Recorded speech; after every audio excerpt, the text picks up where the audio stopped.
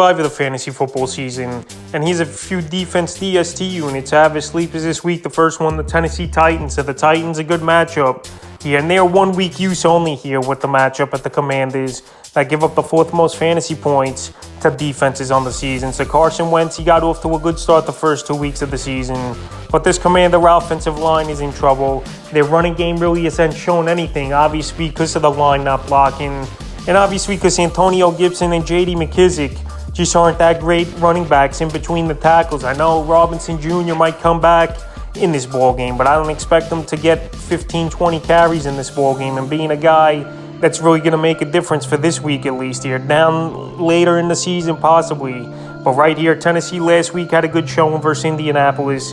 17 points allowed, 3 sacks and 2 fumble recoveries. And I could see a similar type of game line this week here from Tennessee like it did last week. Right now available in 80% of fantasy leagues with a plus matchup and a defense that plays pretty decent versus weaker offensive lines. I like the Titans this week as a sleeper option. The next sleep is the Seattle Seahawks. So the Seahawks here, good matchup on paper in New Orleans. That gives up the 2nd most fantasy points to defenses. And I know last week they gave up 45 points at Detroit, but still a sack, a pick 6, and a fumble recovery in that ball game. So maybe they could do a little bit of the same in this one. I don't know if Jameis Winston is going to play. He hasn't practiced so far this week. Even though I know Andy Dalton looked decent last week, the chances are of Seattle making plays on him than Winston, I believe, are just a little bit better at this point in Dalton's career. So right now, Seattle available in 97% of fantasy leagues. Obviously, it's a desperation option, but believe it or not, the last 3 weeks here, week 2 with Frisco 9,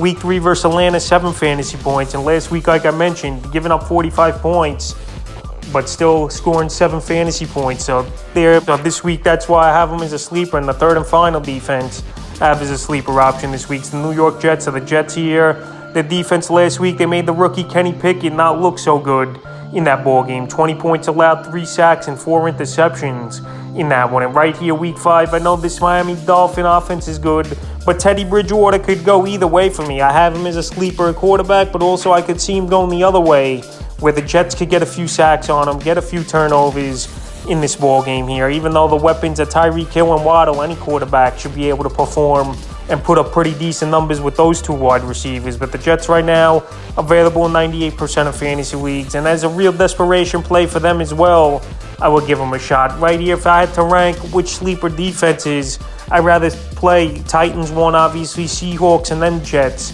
in this situation. So right now, if you need a defense or start 2 defenses, whatever your league construction is, in only the deepest of leagues, I would consider the Jets as an option to use this week. So that's a few defense DST units I have as sleepers here for week 3 of the fantasy football season.